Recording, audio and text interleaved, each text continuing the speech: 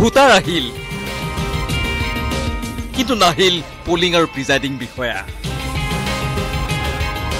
Vote দিবলৈ আহি পুৱাই অথন্তৰৰ সন্মুখীন হল টিংখাঙৰ দিৰৈবাম চাহ বাগিচাৰ শ্ৰমিকসকল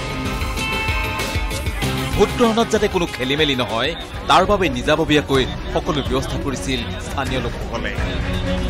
অতি পুৰণি ভোট কেন্দ্ৰটোত অস্থায়ীভাৱে নিৰ্মাণ কৰিছিল প্ৰস্ৰাৱগাৰো কিন্তু বেলি দুপৰ হোৱাৰ পাছতহে ভেদ হল সকলো ৰহস্যৰ কেন্দ্ৰটোত নাই ভোট গ্ৰহণৰ কোনো প্ৰস্তুতি ইয়াতে ক্ষুণ্ণ হৈ পৰিল ভোটাৰসকল নিৰ্দেশনা অবিহনে ভোট কেন্দ্ৰটো প্ৰশাসনে স্থানান্তৰ কৰাৰ অভিযোগ ক্ষুণ্ণ ৰাইজৰ দুৰ্ভাগ্যজনক আমি গম পোৱা নাছিলো আমাৰ কেন্দ্ৰটো কেয়াপাতাৰ ভোট কেন্দ্ৰ কেয়াপাতাৰ গুচি গ'ল আৰু আমি অতীতৰ পৰা ককা দেউতাৰ পৰা আমি ইয়াতে মানে ভোট কেন্দ্ৰটো দি আছিলো ক্ষুব্ধ নাগৰিকে বৰ্জন কৰিলে ভোট হাতে হাতে প্লে কাৰ্ড লৈ প্ৰতিবাদত নামিল শতাধিক পুৰুষ মহিলা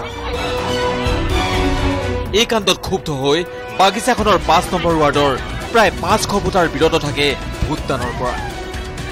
ৰাতিপুৱা ৬টা বজাৰ পৰা আমি ইয়াত ৰেডি হৈ আছো আৰু পিছত গম পালো যে আমাৰ এই ভোট চেণ্টাৰটো অকস্মাতে আমি গম নোপোৱাকে আমাৰ এই প্ৰায় ২ কিলোমিটাৰ মান আঁতৰত যিটো মানে কেয়াপথাৰ এল পি স্কুল বুলি কয় তাত লৈ যোৱা হৈছে এইটো আমি মানে কেতিয়াও সহ্য নকৰো দিৰৈবাম চাহ বাগিচা প্ৰাথমিক বিদ্যালয়ৰ পৰা এইবাৰ কেয়াপথাৰ প্ৰাথমিক বিদ্যালয়লৈ স্থানান্তৰ কৰা হৈছে ভোট কেন্দ্ৰটো পূৰ্বৰ কেন্দ্ৰটোত ভোটগ্ৰহণ নোহোৱা পৰ্যন্ত ভোটদান নকৰাৰ সিদ্ধান্ত লৈছে ভোটাৰসকলে মৰাণৰ পৰা Rishiswar Barua news 18 Assam north east.